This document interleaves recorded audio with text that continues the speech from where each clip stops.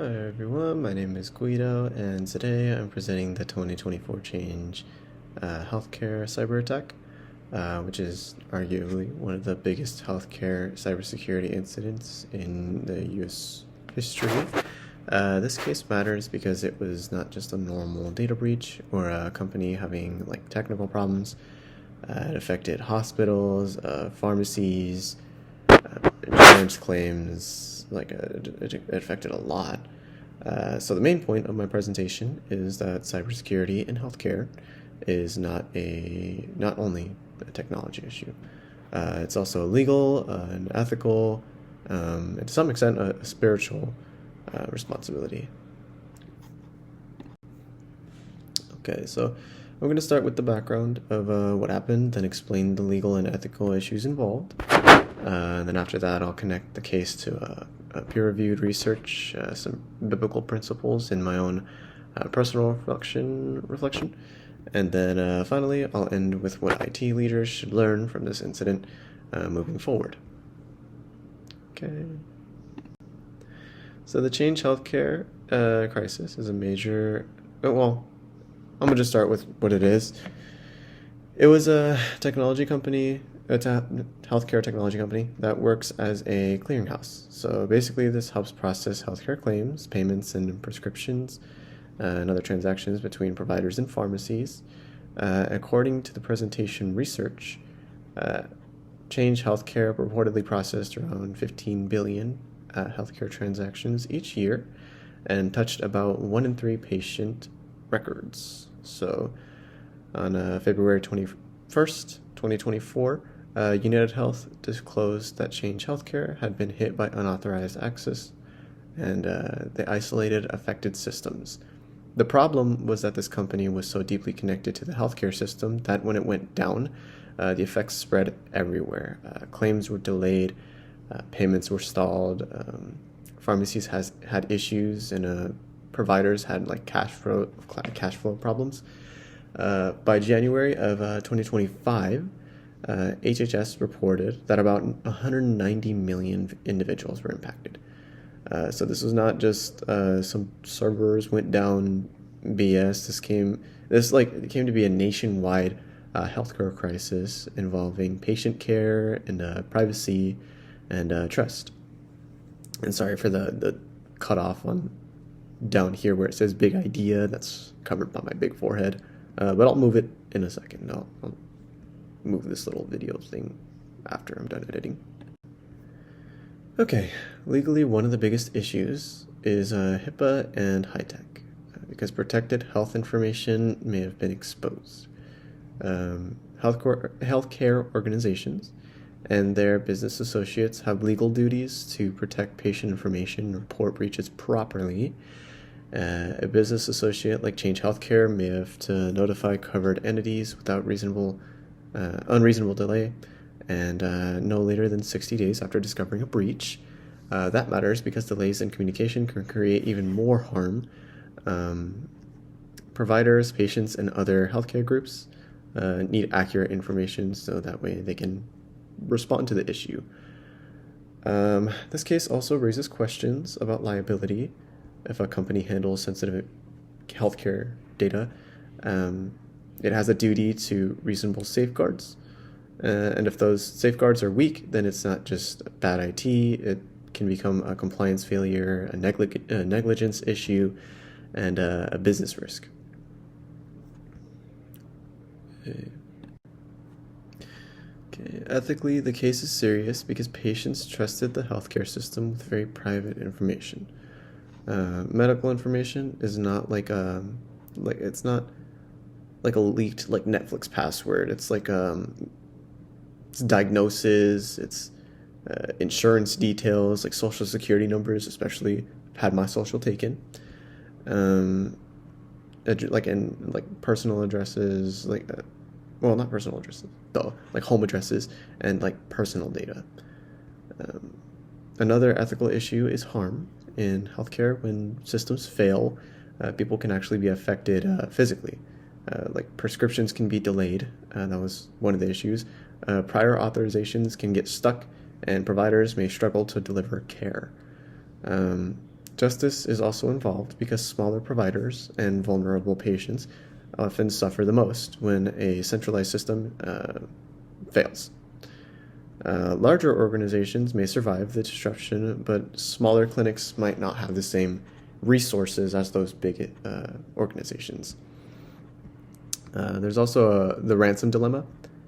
Paying the ransom might help restore systems faster, but it also rewards the criminals and can encourage future attacks. So then the ethical question becomes, how did leaders reduce harm without feeding the problem?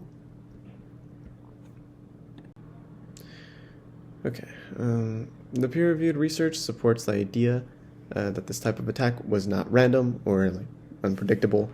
NIPRESH and other researchers found that ransomware against attacks against the U.S. healthcare system more than doubled from 2016 to 2021.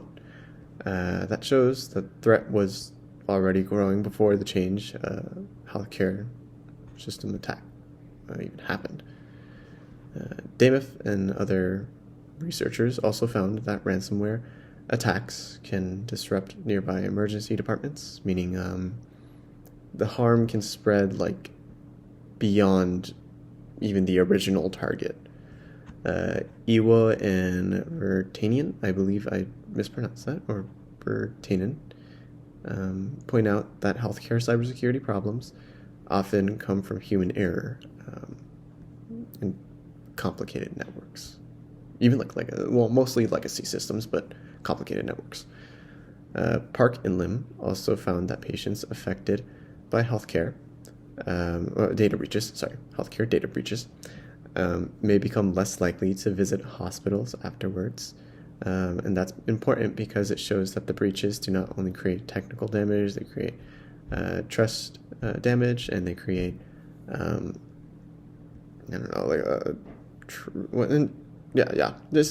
they create damage to trust, they create physical problems, they create damage to the central healthcare, and there's a lot more that comes from it.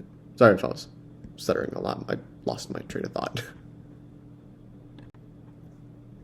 All right, so from a biblical perspective, Micah 6:8 says to act justly, love mercifully, and walk humbly. In this case, justice means not pushing preventable harm onto patients, providers, or smaller healthcare organizations. Proverbs 11:1 talks about dishonest scales, which connects to integrity. During a cyber attack, organizations need honest reporting and transparent communication. That means they should not hide behind corporate language or delay the truth. Okay, 1 Peter 4:10 talks about using gifts as faithful stewards. In IT, stewardship means protecting the systems and data that people trust us with. From a Christian worldview, cybersecurity can be seen as a form of neighbor love because it protects people's dignity, privacy, and their access to healthcare.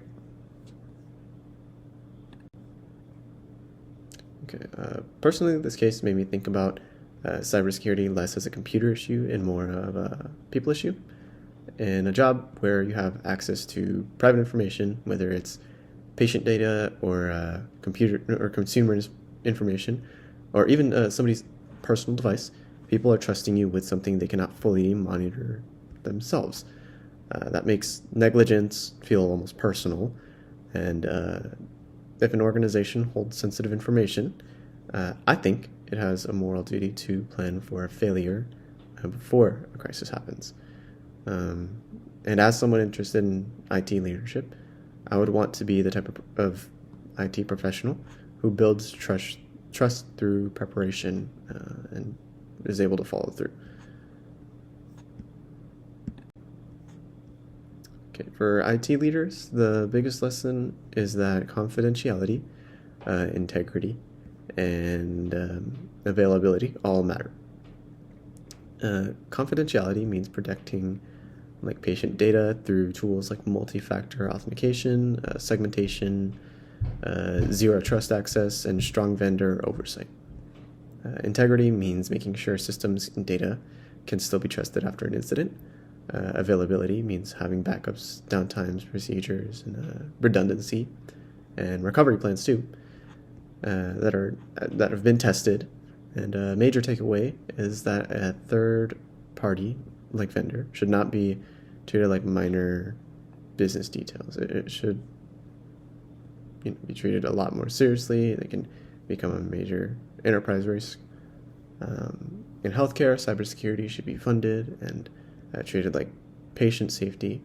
And but honestly, I mean, that's basically what it is. So that about wraps up this slide. Alrighty, so organizations that hold sensitive data should not only be judged by how fast they can recover, but also by whether they can, or by whether they are prepared responsibly before the attack happened. For IT leaders, the lesson is resilience, transparency, and stewardship. And those are the parts of professional ethics. When digital trust fails in healthcare, the damage reaches privacy, patient care, and public confidence, like all at once. All right, that was my presentation, and here are my references. Thank you.